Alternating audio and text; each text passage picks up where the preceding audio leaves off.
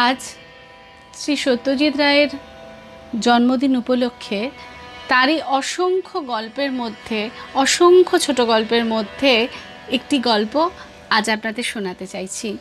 গল্পটির নাম বঙ্কুবাবুর বন্ধু। বঙ্কুবাবুকে কেউ কোনোদিন রাগতে দেখেনি। সত্যি বলতে কি, তিনি রাগলে যে কী রকম ব্যাপারটা হবে, কি যে বলবেন বা করবেন তিনি, সেটা আন্দাজ করা ভারী শক্ত। অথচ রাগবার যে কারণ ঘটে না তা মোটেই নয়। আজ 22 বছর তিনি কাঁকুরগাছি প্রাইমারি স্কুলে ভূগোল ও বাংলা পড়িয়ে আসছেন। এর মধ্যে কত ছাত্র এলো গেল, কিন্তু বঙ্কুবাবুর পিছনে লাগা ব্ল্যাকবোর্ডে তাঁর ছবি আঁকা, তার বসবার চেয়ারে গাবের আঠা মাখিয়ে রাখা, কালী পুজোর রাত্রে তাঁর পিছনে ছুঁচোবাজি ছেড়ে দেওয়া, এই সবই এই 22 বছর ধরে ছাত্র পরম্পরায় চলে আসছে। বঙ্কুবাবু কিন্তু কখনো রাগেননি। কেবল মাঝে মাঝে গলা খাঁকড়িয়ে বলেছেন, ছি। এর একটা কারণ অবশ্যই এই যে তিনি যদি রাগটাগ করে মাস্টারি ছেড়ে দেন, তো তার মতো গরিব লোকের পক্ষে এই বয়সে আরেকটি মাস্টারি বা চাকরি খুঁজে পাওয়া খুবই শক্ত হবে। আরেকটা কারণ হলো, ক্লাস ভর্তি দুষ্টু ছেলের মধ্যে দু একটা করে ভালো ছাত্র প্রতিবারেই থাকে। বঙ্কুবাবু তাদের সঙ্গে ভাব করে তাদের পড়িয়ে এত আনন্দ পান যে তাতেই তাঁর মাস্টারি সার্থক হয়ে যায়। এইসব ছাত্রদের তিনি কখনো কখনো নিজের বাড়িতে নিয়ে আসেন। তারপর বাটি করে মুড়ি খেতে দিয়ে গল্পচ্ছলে দেশ বিদেশের আশ্চর্য ঘটনা শোনান। আফ্রিকার গল্প, মেরু আবিষ্কারের গল্প, ব্রাজিলের মানুষ খেকো মাছের গল্প, সমুদ্র গর্ভে তলিয়ে যাওয়া আটলান্টিক মহাদেশের গল্প, এর সবই বঙ্কুবাবু চমৎকার করে বলতে পারেন। শনি রবিবার সন্ধেবেলাটা বঙ্কুবাবু যান গ্রামের উকিল শ্রীপতি মজুমদারের আড্ডায়। অনেকবার ভেবেছেন আর যাবেন না, এই শেষবার আর না। কারণ ছাত্রদের টিটকিরি গা সওয়া হয়ে গেলেও বুড়োদের পেছনে লাগাটা যেন কিছুতেই বরদাস্ত হয় না। এই বৈঠকে তাকে নিয়ে যে ধরনের ঠাট্টা তামাশা চলে, সেটা সত্যিই মাঝে মাঝে সহ্যের সীমা ছাড়িয়ে যায়। এই তো সেদিন 2 মাসও হয়নি, ভূতের গল্প হচ্ছিল। বঙ্কুবাবু সচরাচর মুখ খোলেন না। সেদিন কি জানি কি হলো, হঠাৎ বলে ফেললেন যে তার ভূতের ভয় নেই। আর যায় কোথা, এমন সুযোগ কি এসব লোকে ছাড়ে? রাত্রে বাড়ি ফেরার পথে বঙ্কুবাবুকে যাচ্ছে তাই ভাবে নাজেহাল হতে হলো। মৃত্যুদের তেঁতুল গাছটার তলায় কে এক লিকলিকে লম্বা লোক ভুষো টুসো মেখে অন্ধকারে তার পিঠের ওপর পড়ল ঝাঁপিয়ে। এই আড্ডারই কারো চক্রান্ত আর কি। ভয় অবশ্যই পাননি বঙ্কুবাবু, তবে চোট লেগেছিল। 3 দিন ঘাড়ে ব্যথা ছিল। আর সবচেয়ে যেটা বিশ্রী, তাঁর নতুন পাঞ্জাবিটা কালিটালি লেগে ছিঁড়ে টিড়ে একাকার হয়ে গিয়েছিল। ঠাট্টার এ কি রকম বাপু? এছাড়া ছোটোখাটো পেছনে লাগার ব্যাপার তো লেগেই আছে। এই যেমন ছাতাটা, জুতোটা লুকিয়ে রাখা, পানে আসল মশলার বদলে মাটির মশলা দিয়ে দেওয়া, জোর করে ধরে বেঁধে গান গাওয়ানো ইত্যাদি। কিন্তু তাও আড্ডায় আসতে হয়, না হলে শ্রীপতিবাবু কি ভাববেন? ওকে তো তিনি গাঁয়ের গণ্যমান্য লোক, দিনকে রাত করতে পারেন এমন ক্ষমতা তাঁর। তার উপরে আবার বঙ্কুবাবু না হলে চলেই না।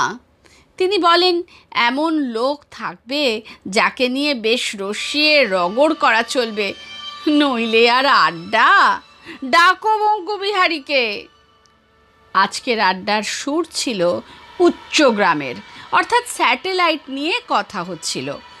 আজই সন্ধ্যায় সূর্য ডোবার কিছুক্ষণ পরেই উত্তর দিকের আকাশে একটি চলন্ত আলো দেখা গেছে।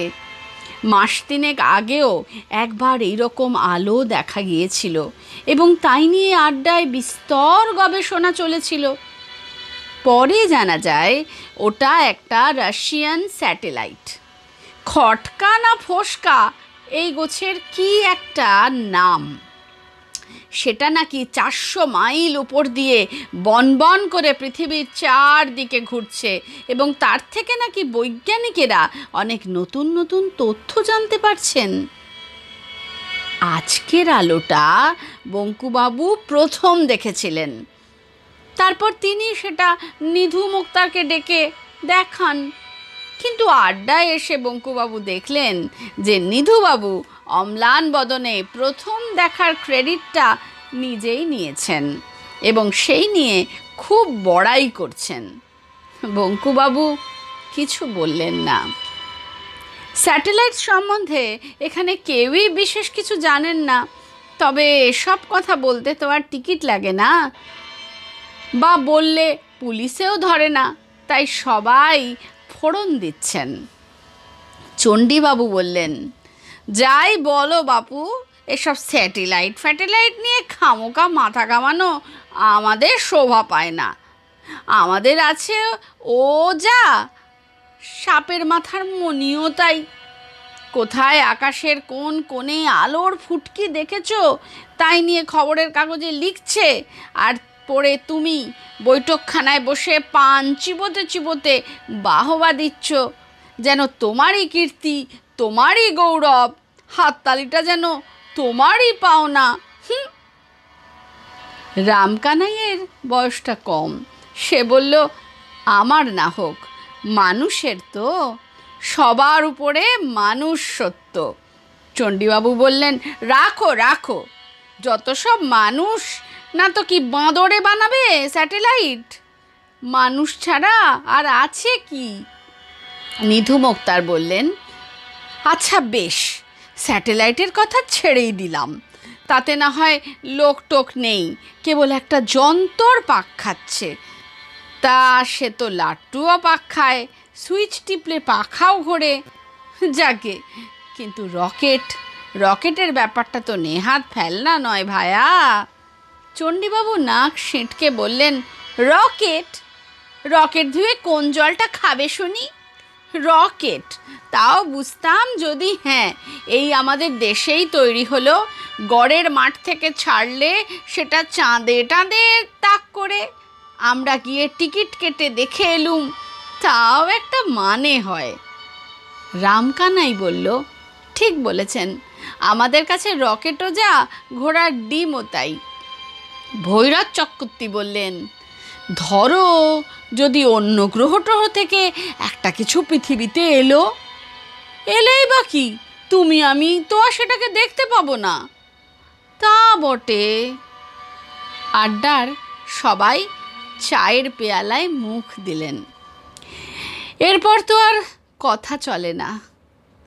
এই অবসরে বঙ্কুবাবু খুব করে একটু কেশে নিয়ে মৃদু স্বরে বললেন, ধরুন যদি এইখানেই আসে। নিধুবাবু অবাক হওয়ার ভান করে বললেন, বেঁকা আবার কি বলছে হে? কে আসবে এখানে? কোত্থেকে আসবে? বঙ্কুবাবু আবার মৃদু স্বরে বললেন, অন্য গ্রহ থেকে কোনো লোকটোক। ভৈরব চক্রবর্তী তার অভ্যাস মতো বঙ্কুবাবুর পিঠে একটা অভদ্র চাপড় মেরে দাঁত বার করে বললেন, বাহ বঙ্কুবিহারী বাহ, অন্য গ্রহ থেকে লোক আসবে এইখানে, এই গণ্ডগ্রামে?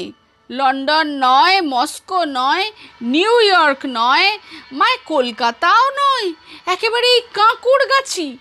তোমার তো শখ কম নয়। বঙ্কুবাবু চুপ করে গেলেন, কিন্তু তাঁর মন বলতে লাগলো, সেটা আর এমন অসম্ভব কি? বাইরে থেকে যারা আসবে তাদের তো পৃথিবীতে আসা নিয়ে কথা, অত যদি হিসেব করে নাই আসে। কাঁকুড়গাছিতে না আসা যেমন সম্ভব, আসাও তো ঠিক তেমনি সম্ভব। কাঁকুড়গাছিতে না আসা যেমন সম্ভব, আসাও তো ঠিক তেমনই সম্ভব। শ্রীপতিবাবু এতক্ষণ কিচ্ছু বলেননি। এবার তিনি নড়ে চড়ে বসতেই সকলে তাঁর মুখের দিকে চাইল। তিনি চায়ের পেয়ালাটা নামিয়ে রেখে বিজ্ঞের মতো ভারী গলায় বললেন, দেখো, বাইরের গ্রহ থেকে যদি লোক আসেই, তবে এটা জেনে রেখো যে তারা এই পোড়া দেশে আসবে না। তাদের তো খেয়ে দে কাজ নেই, আর অত বোকা তারা নয়। আমার বিশ্বাস তারা সাহেব, এবং এসে নামবে ওই সাহেবদেরই দেশে, পশ্চিমে। বুঝেছ? এ কথায় এক বঙ্কুবাবু ছাড়া সকলেই এক বাক্যে সায় দিলেন। চণ্ডীবাবু নিধু মোক্তারের কোমরে খোঁচা মেরে ইশারায় বঙ্কুবাবুকে দেখিয়ে ন্যাকা ন্যাকা গলায় বললেন, আমার কিন্তু বাবা মনে হয় যে বঙ্কু ঠিকই বলেছে। বঙ্কু বিহারীর মতো লোক যেখানে আছে, সেখানে আসাই তো তাদের পক্ষে স্বাভাবিক। কি বলো হে নিধু? ধরো যদি একটা স্পেসিমেন নিয়ে যেতে হয়, তাহলে বঙ্কুর মতো দ্বিতীয় মানুষ কোথায় পাচ্ছে শুনি? নিধু মোক্তার সায় দিয়ে বললেন, ঠিক ঠিক, বুদ্ধি বলো, চেহারা বলো, যাই বলো, বেঁকা আমাদের আইডিয়াল। রামকানাই বলল, একেবারে জাদুঘরে রাখার মতো, কিংবা চিড়িয়াখানায়। বঙ্কুবাবু মনে মনে বললেন, স্পেসিমেন যদি বলতে হয় তো এরাই বা কি কম। ওই তো শ্রীপতিবাবু, উটের মতো থুতনি, আর ওই গৌরব চক্রবর্তী কচ্ছপের মতো চোখ, আর ওই নিধু মোক্তার ছুঁচো, রামকানাই ছাগল, চণ্ডীবাবু চামচিকে। চিড়িয়াখানায় যদি রাখতে হয় তো। বঙ্কুবাবুর চোখে জল এলো। উনি উঠে পড়লেন। আজ অন্তত আড্ডাটা ভালো লাগবে ভেবেছিলেন, হলো না। মনটা ভারী হয়ে গেছে, আর থাকা চলে না। সে কি, উঠলে নাকি হে? শ্রীপতিবাবু যেন ব্যস্ত হয়ে পড়লেন। হ্যাঁ, রাত